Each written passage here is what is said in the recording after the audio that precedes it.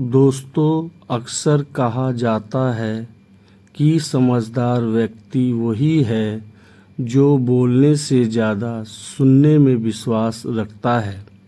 मौन रहना एक कला है और यकीन मानिए यह जितना आसान सुनने और पढ़ने में लगता है उतना ही ज़्यादा कठिन काम है जो हर कोई नहीं कर पाता।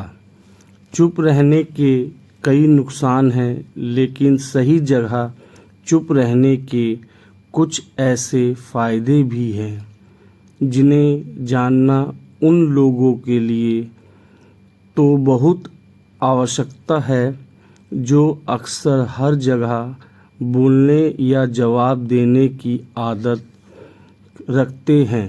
चाणक्य नीति में जीवन को सफल और सुखी बनाने के लिए कई बातों का जिक्र किया गया है।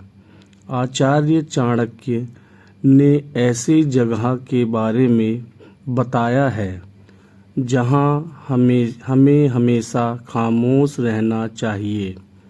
चाणक्य बताते हैं कि इन स्थानों पर चुप बैठने वाला व्यक्ति जीवन भर सुखी रहता है। साथ ही अगर इन 10 स्थानों पर व्यक्ति अगर गलती से भी अपना हस्तक्षेप कर दिया तो आगे चल के वह बहुत बड़ी मुसीबत में फंस सकता है। तो चलिए जानते हैं कि वह कौन सी जगह है जहां हमें हमेशा चुप रहना चाहिए। जहाँ लड़ाई झगड़ा चल रहा हो। चाणक्य नीति में आचार्य चाणक्य बताते हैं कि जहाँ पर लड़ाई झगड़ा हो रहा हो उस जगह पर व्यक्ति को हमेशा खामोश रहना चाहिए। यदि किसी स्थान पर झगड़ा चल रहा है और आपका उससे कोई संबंध नहीं है तो आपको उसमें बीच में कोई भी हस्तक्षेप गलती से भी नहीं करना चाहिए। अगर आपने गलती से भी उन लोगों के बीच में हस्तक्षेप कर दिया तो आगे चल के आपके ऊपर बहुत बड़ी मुसीबत आ सकती है।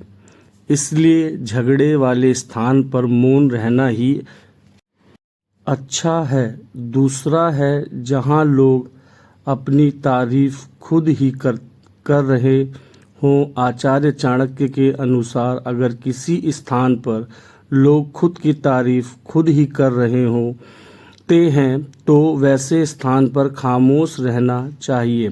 साथ ही यदि किसी स्थान पर अगर सभी लोग अपना अहंकार दिखा रहे हैं तो वहां पर आपको बिल्कुल खामोश बैठना चाहिए। चाणक्य बताते हैं कि ऐसी जगह पर बोलने वाला व्यक्ति का अपमान ही होता है। इसके अलावा वे लोग आपको नीचा दिखाने की भी कोशिश करेंगे। इसलिए एक बुद्धिमान व्यक्ति को ऐसे स्थान पर हमेशा चुप ही रहना चाहिए। तीसरा है जब कोई किसी और की बुराई कर रहा हो। जब कोई आदमी आपके सामने किसी तीसरे आदमी की बुराई कर रहा हो तो उस समय आपको बस चुप रहकर सुनना चाहिए और अपनी राय व्यक्त नहीं करनी चाहिए, क्योंकि जो आज आपके सामने किसी तीसरे की बुराई कर रहा है वह कल किसी और के सामने आपकी भी बुराई करेगा। यदि आपने कुछ कहा तो इसलिए बेहतर यही होगा कि आप ऐसे स्थान पर रोके नहीं ना जहां किसी भी बुराई की जा रही हो।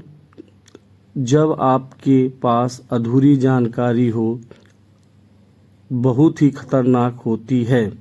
यदि आपको किसी घटना या किसी विषय पर अधूरी जानकारी है तो तब आपके लिए चुप रहना ही उत्तम है, क्योंकि अधूरा ज्ञान बड़ा ही घातक होता है। यह आपको हंसी का पात्र भी बना सकता है। यह किसी मुसीबत में भी डाल सकता है। यह फिर उसके दिए गए अधूरे ज्ञान से दूसरे को हानि भी हो सकता है। इसलिए आपको किसी दूसरे को सलाह या ज्ञान तभी देना चाहिए जब आपको उस चीज़ के बारे में पूरी जानकारी हो। जब सपने सामने वाले व्यक्ति आपकी भावना न समझ रहे हों तो जब आपको यदि ज्ञान हो जाए कि आप सामने वाला व्यक्ति ना तो आपकी भावनाओं को सम्मान कर रहा है और ना ही आपकी बातों को समझ पा रहा है, तो ऐसी स्थिति में आपको शांत और चुप हो जाना चाहिए, क्योंकि ऐसे लोग को आपकी भावना या दुख से कोई मतलब नहीं होता है। ऐसे लोगों को अपना राज बताकर आपको पछताना ही पड़ेगा। हिंदी में एक कहावत है कि भैंस के सामने बीन नहीं बजाई जाती। इस समय आपको इस कहावत पर गौर करना चाहिए ताकि ना तो उसकी एनर्जी वेस्ट हो और ना ही आप बेवकूफ़ समझे जाए। छठा है कि जब कोई इंसान अपना दुख व्यक्त कर रहा हो, तो यदि कोई इंसान अपनी दुख या परेशानी के बारे में आपको बता रहा हो तो इसका मतलब यह है कि वह आप पर भरोसा करता है और आपको अपना समझ रहा है। ऐसे में तुरंत ही उसे समाधान बताने के बजाय चुप रहकर उसकी दुख या समस्याओं को ध्यानपूर्वक अच्छे से सुने। उसके बाद आकर कभी अपनी ज़िंदगी में वैसी परिस्थिति का सामना किया हो और आपको यह पता हो कि ऐसी परिस्थिति में क्या करना सही होगा, तभी जाकर ही आपका उसके साथ परेशानी अनुसार समाधान दें। यदि आपको नहीं पता कि उस समय क्या करना चाहिए, तब आपके लिए चुप रहना ही बेहतर होगा। ऐसे इसलिए क्योंकि गलत सलाह देने से उसकी परेशानी और भी बढ़ सकती है। और सबसे ज़रूरी बात यह है कि आप उसके दुख या समस्या को गुप्त ही रखें, किसी और को ना बताएं। जब कोई व्यक्ति आप पर क्रोधित हो या उससे झगड़ा कर रहा हो, तब आपका कोई करीबी व्यक्ति उससे झगड़ा कर रहा हो या किसी बात पर आपसे क्रोधित हो, तो तब उसके सामने आपको चुप रहना ही समझदारी है भरे कदम होगा। क्योंकि जब व्यक्ति गुस्सा कर रहा होता है तब उसके सामने मन पर नियंत्रण नहीं रहता। ऐसी परिस्थिति में उनको क्रोध की अग्नि में आकर आप भी कूद पड़ेंगे, यह उनसे झगड़ा करने लगेंगे। तो जो बात